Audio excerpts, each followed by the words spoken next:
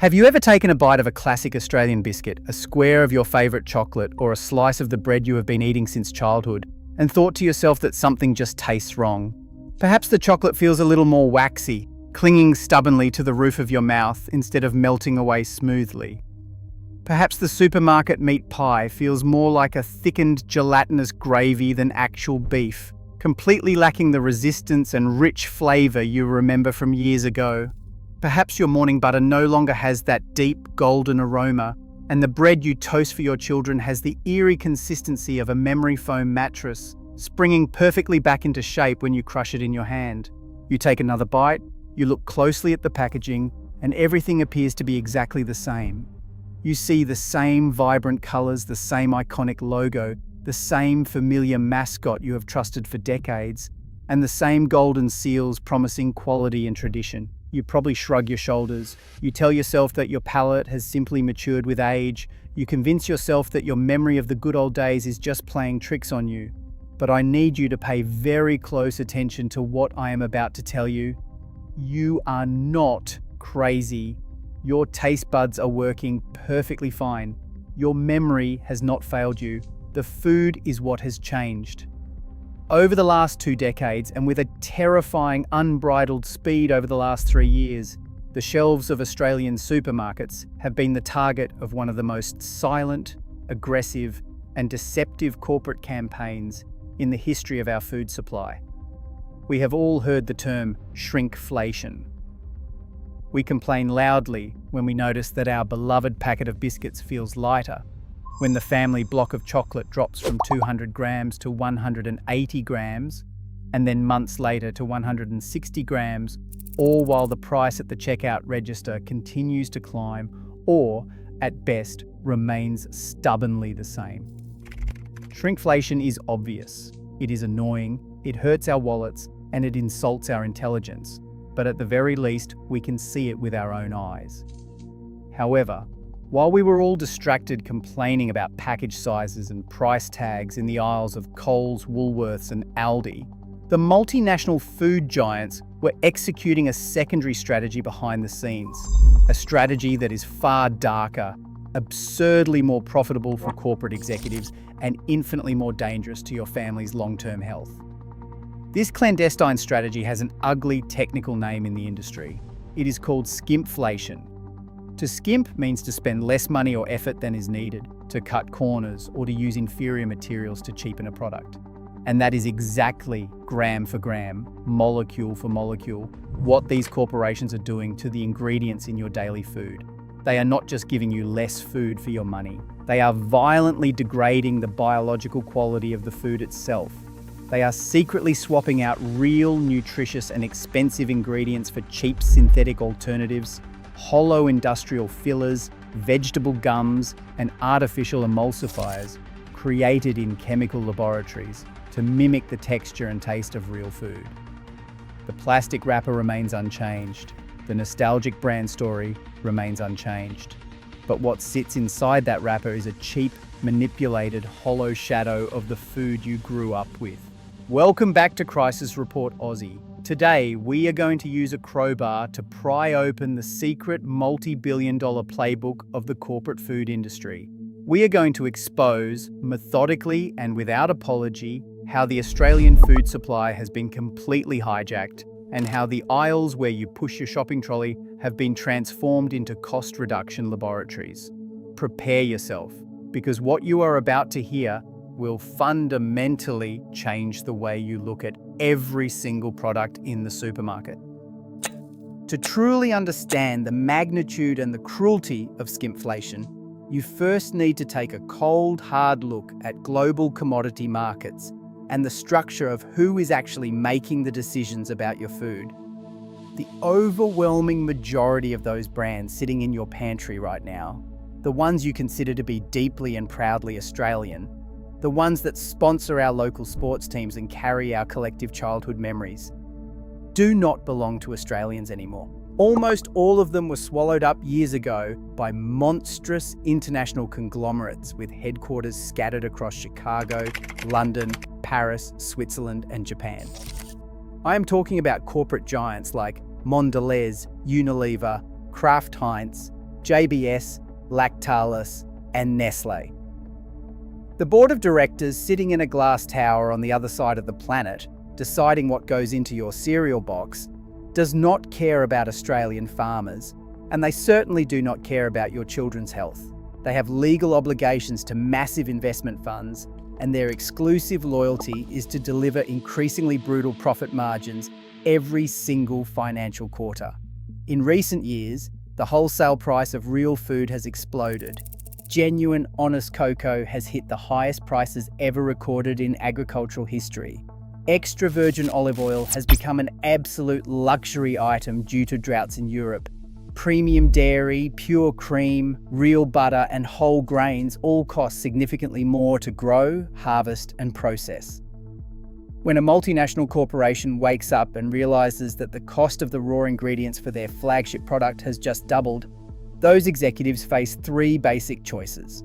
The first option would be to honor the history of the brand, absorb the rising costs, maintain the integrity of the recipe, and accept a slightly lower profit margin for a while. In the modern hyper-capitalist world, suggesting this option in a boardroom is practically a fireable offense. The second option would be honesty. The company could put a notice on the package informing the consumer that the price of real cocoa or fresh cream has risen dramatically, and therefore, if you want to continue eating an excellent product, the price tag will unfortunately have to go up by $2 or $3. But retail psychologists know that this creates immediate public outrage. They know that you would likely abandon their brand and buy the competitor's product, or reach for the cheaper home brand version located on the very same shelf. So, they fanatically embrace the third option, the option of the shadows. Skimpflation. The board of directors calls in their food scientists and industrial chemists and gives them a mandate. You need to reduce the manufacturing cost of this product by 40% immediately. Use whatever chemical wizardry is necessary. If we cannot afford to use real cream, use water and modified starch. If we cannot afford real cocoa butter, use refined palm fat. Just make it look, smell and shine exactly the way it did yesterday. The direct result of this corporate mandate is the modern Australian chocolate aisle. Let us take a very careful look at it. For generations, the undeniable hallmark of quality chocolate, the kind of treat that brightened a rainy afternoon or served as a meaningful gift, was the luxurious presence of pure cocoa butter. It is natural cocoa butter that gives quality chocolate its solid firmness, that wonderful crisp snap when you break it with your hands, and that incredibly smooth, cooling melt that happens the exact second it touches the warmth of your tongue. Cocoa butter melts at roughly 34 degrees Celsius, just below human body temperature, which is why real chocolate feels like magic in your mouth. But cocoa butter requires intense agricultural labor, careful harvesting, time-consuming processing, and it is incredibly expensive. Instead of raising the price of the chocolate block, what did the foreign-owned brands do? They turned to cocoa butter equivalents. These equivalents are nothing more than cheap, highly processed, destructive industrial fats, most notably palm oil, shea fat, or heavily refined seed oils that have been extracted using chemical solvents under intense heat. Refined palm oil is incredibly cheap, it almost never spoils, and it survives hot logistics chains easily. However, this cheap chemical substitute has a significantly higher melting point than your body temperature. This is exactly why, when you place a square of your old favorite chocolate in your mouth today, it simply does not melt the way it is supposed to. It requires you to actively chew a thick, stubborn mass, and it invariably leaves a strange, waxy, sticky film coating the roof of your mouth. You are no longer eating pure chocolate. You are swallowing vegetable fats that have been precision engineered to behave somewhat like cocoa, buried under so much refined white sugar that your taste buds are completely overwhelmed before your brain can register the fraud. But worse than the palm oil is the chemical magic that allows the factory machinery to keep running without clogging up, now that the chocolate is less fluid. This is where they introduce the emulsifier that has quietly conquered the supermarket shelves, polyglycerol polyricinoleate, commonly hiding on the back of the label as Emulsifier 476, or simply PGPR. This compound does not come from cows grazing in a green pasture, nor does it come from a cocoa pod. It is a yellowish, viscous, highly processed industrial liquid derived from castor beans, primarily used to drastically reduce the friction in melted chocolate. In simple terms, by adding a tiny splash of PGPR, the corporation can strip out a massive amount of the expensive cocoa butter, and the degraded chocolate will still flow like water through the industrial pipes and molding machines of the factory.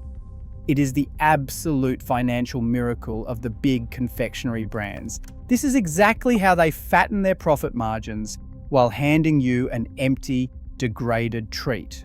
The industry's official excuse is that they are creating a new, improved texture, or that they are doing you a favor by reducing saturated animal fats. The brutal truth is they are cutting costs and cashing in on your lifelong brand loyalty. And to make this scenario even more tragic, they are doing all of this while the harvesting of actual cocoa on the other side of the globe remains deeply entangled in poverty, modern slavery, and decades of broken corporate promises regarding ethical sourcing. Stepping away from the confectionery aisle, the nightmare becomes even darker when we look at the dairy section. Walk over to the supermarket refrigerators and look closely at the butter. Our grandparents knew butter as a golden, solid substance wrapped in simple foil.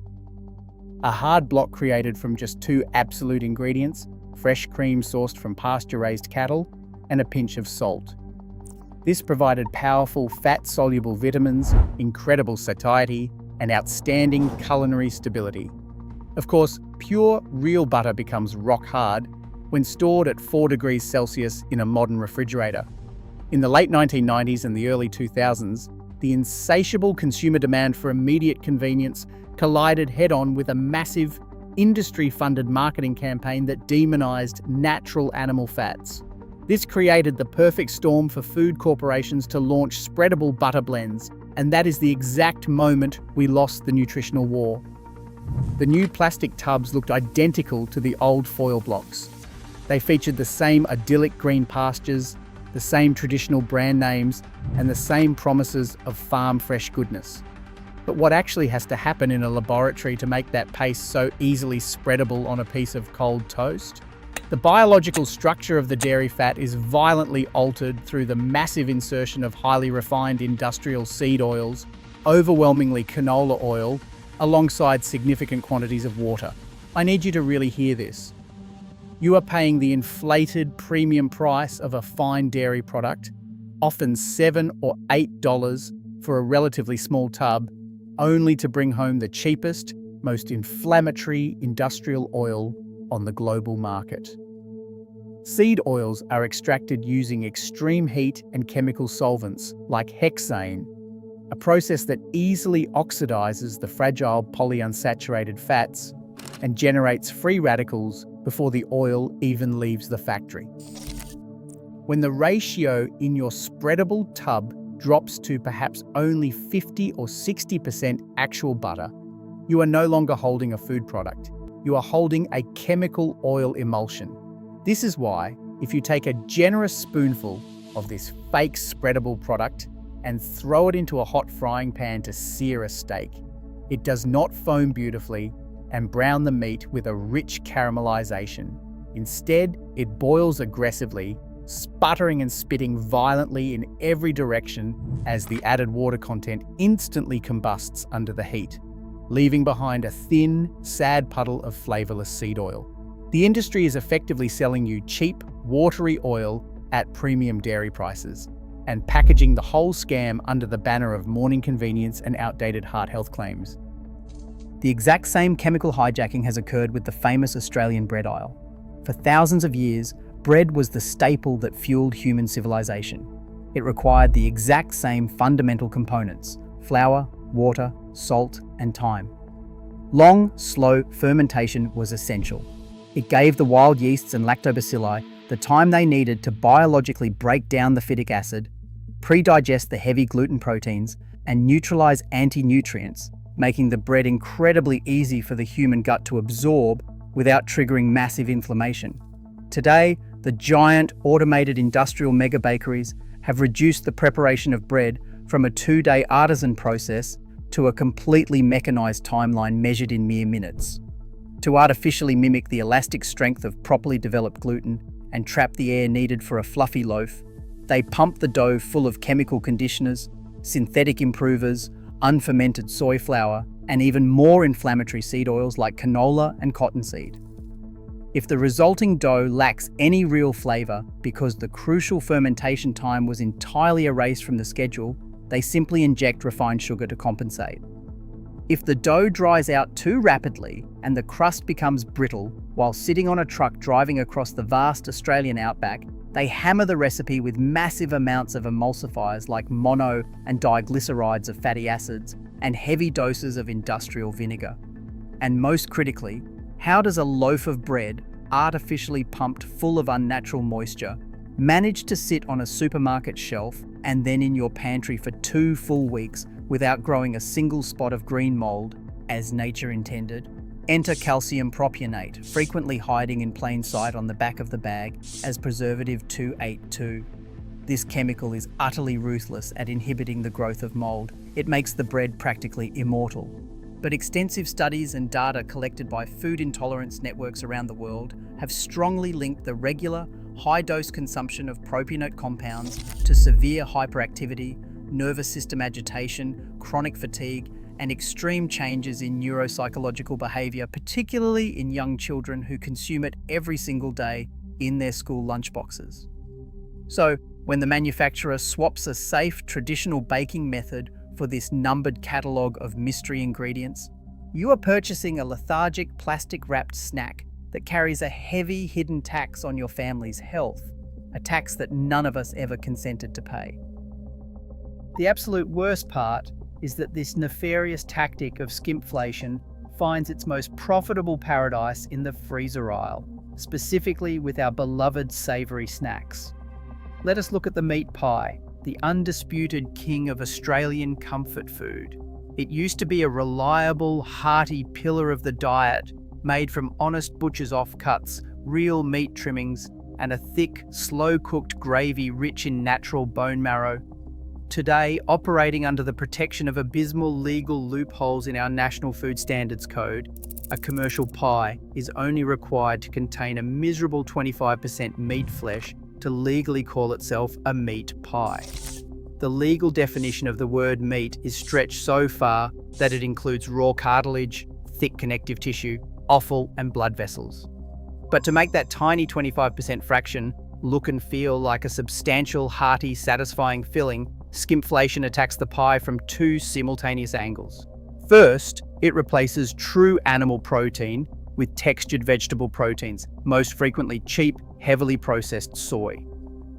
This soy protein has no inherent flavor of its own, but it acts like a sponge, absorbing massive amounts of salt and artificial dark colors, swelling up to trick your teeth into thinking you are chewing on a chunk of premium steak.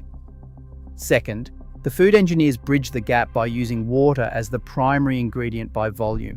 They transform this watery soup into a visually cohesive, thick gravy by drowning it in cellulose gums, highly modified cornstarches, and aggressive artificial flavor enhancers built on extreme sodium levels to trick your brain with an intense, savory aroma.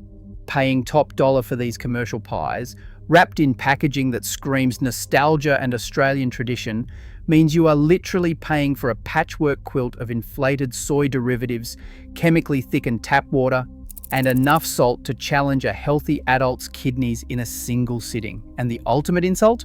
The profit from this degraded national icon flows straight to private equity consortiums in Hong Kong or the United States that currently own these brands.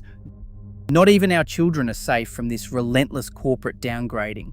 The attack continues fiercely in the dairy aisle, specifically targeting the so-called healthy snacks and brightly coloured yogurt pouches. True yogurt is nothing more than milk and a live colony of active bacterial cultures. It is naturally thick, highly nutritious, and possesses a sharp, distinct tang. However, walk down the cold aisle today, and you will see it infested with children's brands covered in bright cartoons, screaming slogans like 99% fat-free and absolutely no added sugar. The cruelest maneuver of skimpflation here is the silent reformulation designed to completely manipulate the nutrition panel. The manufacturers remove the full-fat milk because dairy fat is expensive, replacing it with cheap, watery skim milk. To compensate for the brutal loss of rich texture and satisfying mouthfeel, they pump the vat full of gelatin, apple pectin, and heavy synthetic gums. But if they have stripped out the flavorful fat, and they are legally claiming they have not added any white cane sugar, how do they keep children addicted to the product, constantly begging for more? The answer is a masterclass in deception. They use thick, ultra-concentrated apple juice or mashed date pastes. These ingredients have been boiled down and severely stripped of their natural cellular fiber structure. Once consumed, this concentrated fruit paste behaves biochemically inside a child's body in the exact same destructive manner as the pure fructose and glucose found in refined sugar. It bypasses the body's satiety signals and goes straight to the liver. The marketing department calls this natural sweetness. It is a brilliantly packaged insult to human biology.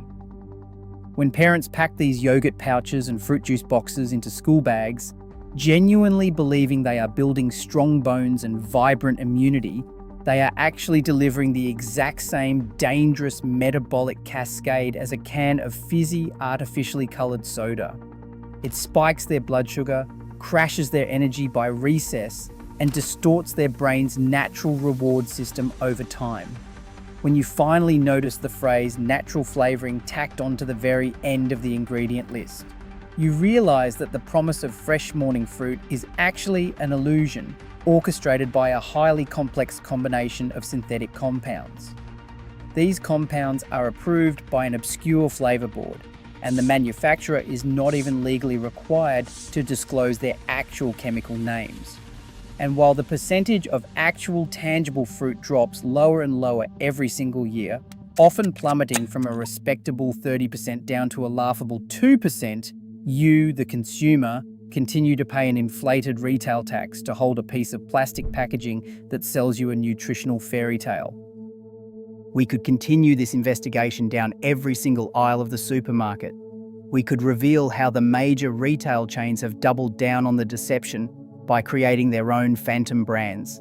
They invent fake, rustic-sounding farm names for their private label products, giving you the comforting illusion that you are supporting humble, independent rural artisans and small agricultural businesses. In reality, you are just funneling your hard-earned money straight back into the massive supermarket duopoly that currently controls 80% of everything that flows into the pantries of this country, while simultaneously squeezing the genuine local farmer by the throat when it comes time to negotiate wholesale prices. But all of this brings our investigation to the most essential question of all. Why are they able to get away with this? Because consumer fatigue is very real, and it has been weaponized as a precision tool in the hands of these corporate marketing departments. The executives are betting billions of dollars on the premise that you are simply too exhausted to care. They are betting that between picking up the kids from school, paying outrageous mortgages, managing a household, and surviving a cost of living crisis, you are too stressed to pick up a bottle of olive oil, read the fine print, and demand to know why it costs $12 while containing a murky, blended puddle of 5 different foreign harvests. They know that human beings are deeply driven by habit and visual recognition. When our tired eyes scan the shelf and see the iconic yellow and red colours of a familiar coffee tin or a childhood biscuit box, our critical thinking completely shuts down and the product lands softly in our trolley. All the brand needs to do is slap a tiny banner reading new and smoother recipe on the corner, and the sales figures never suffer a single dip. Fortunately, this immense corporate power crumbles into dust the exact instant you turn on the light and understand the rules of the game they are playing. They can absolutely alter the molecular structure of the foods that dominate our childhood memories. They can mask cheap, watery syrups inside the most recognizable honey bottles, importing highly diluted synthetic rice byproducts from overseas, while legally claiming it is an Australian blend.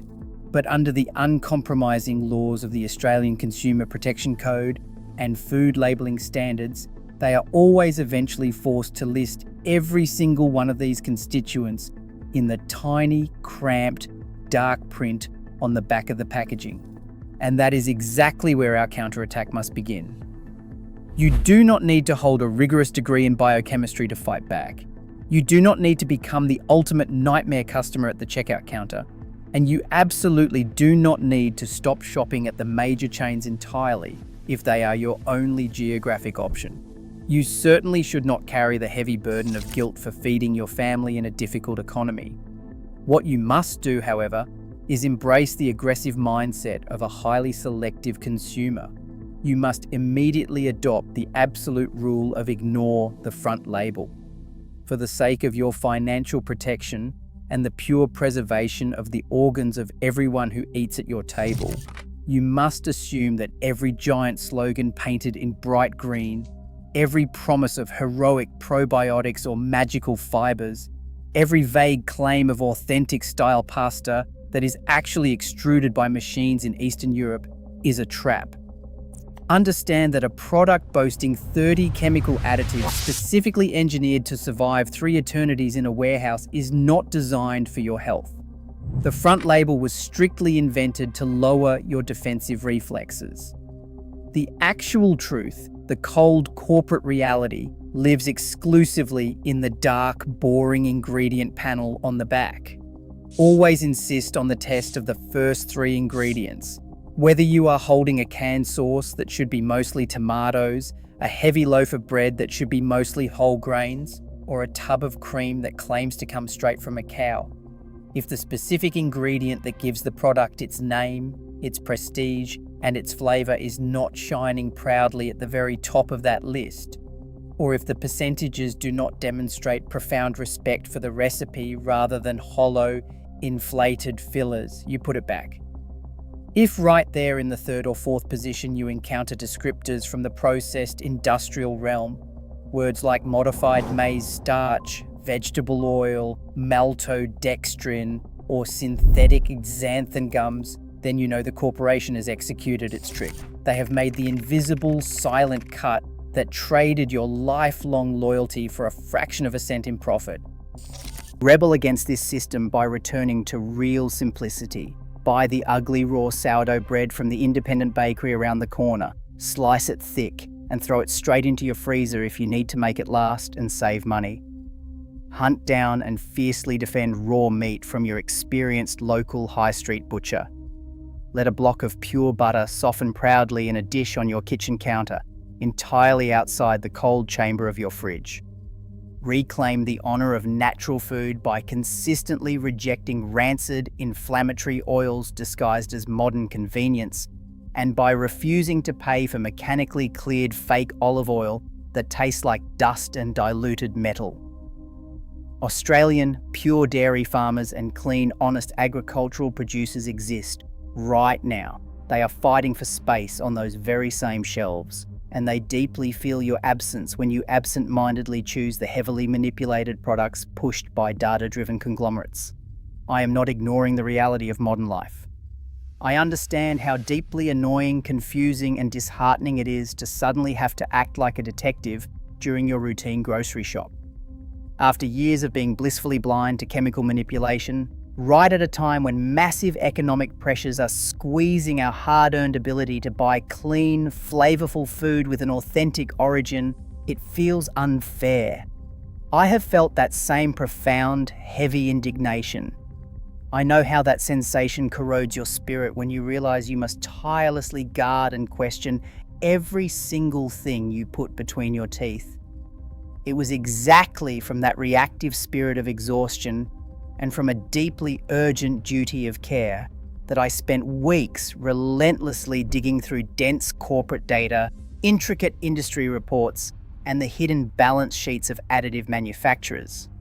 I organized raw test results from independent auditors, and I systematically identified which real Australian companies have held the line on quality and which ones have silently sunk into blatant, legally permitted fraud. I took all those overwhelming revelations and compiled the real, honest list of what is actually safe to salvage from every aisle of the nation's grocery stores. I forged it into a fast, tactical weapon of defense. No panic, no false illusions. Everything I dissected over those dense days has been transformed into the Australian Food Survival Guide. It is a resource designed with clarity to travel silently with you, right on the screen of your phone, straight into the labyrinth of supermarket aisles. It is built to decode the lies and save your health, and the meals of everyone who relies on your sharp vision. You can find the direct, practical path to access it right now in the information section and pinned to the top of the comments below this video. Do not let this opportunity pass you by. Skimpflation only continues to rob your family's pocketbook as long as it operates disguised within the blind routine of everyday life. But the very second we begin to notice, the second we absolutely refuse to bring rancid, cheap, inferior imitations back to our Sunday dinners, the second we stop handing the full, untouched value of our paychecks over to the profit margins of these faceless, insatiable global entities, everything changes. We will force this fragile, hollow chessboard of artificial convenience and massive manipulation to return to what it always should have been, the clean, honest foundation of Australian food.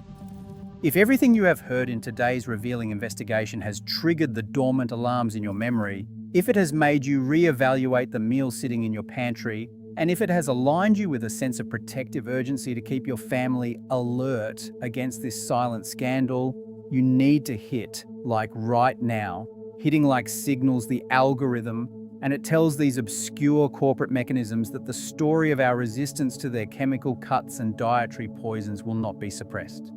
It helps this warning reach every mother, every father, and every elderly citizen in this country who desperately needs clean, fair answers. Share this exposure without apology and with real urgency with that friend or co-worker who keeps saying their favorite traditional dish does not taste the same anymore. Protect them from continually paying top dollar for a processed lie built entirely on profit margins. Subscribe to the channel and turn on notifications today so you can fiercely protect your territory in the supermarket aisles. We will no longer be the victims of the blatant daily dissimulation this system forces on the routine grocery bills of our entire working class. They have quietly distorted the cellular core of the Australian home pantry for too long. Thank you for honouring the real decency of true flavour by giving your attention to this relentless format. Be merciless at the checkout register when it comes to what goes on your family's plate during your next trip to the grocer. Keep your investigative skills sharp when reading daily labels. Stay alert, stay sharp, stay endlessly vigilant, and fiercely protect every precious gram of what you serve at your table today and always. I will see you relentlessly and with irreducible seriousness in our imminent next hunt through the Australian supermarket. Stay safe.